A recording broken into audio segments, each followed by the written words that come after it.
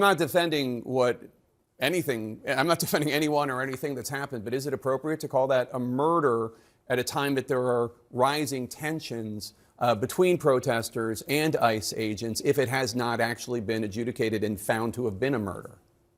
Okay, let's call it an alleged murder. So I agree with you. Let's call it an alleged murder. Let me just say, though, that when you have video, as you do in Minneapolis, when you have eyewitness testimony from people, it seems like there's a whole lot of evidence, and it should be adjudicated. You're 100% right.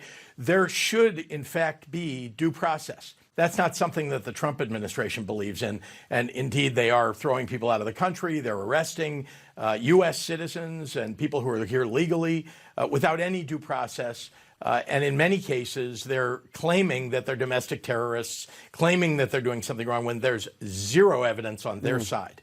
I want to play something that Michael Fanone, who was a police officer at the Capitol on January 6th and was attacked by rioters. He used to be a contributor to CNN, something that Michael Fanone said on Friday.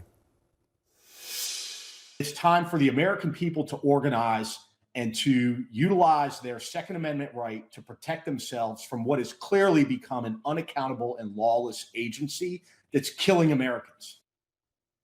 What's your response? Because we're starting to hear, and again, I'm not defending ICE, I'm not defending anyone, but what is your response to that kind of rhetoric? Well, violence is inappropriate in all of these situations. And indeed, I've told the protesters, who are, in fact, a vast majority are peaceful protesters, keep the violence out of it. Make sure you're peacefully protesting. Be loud for America.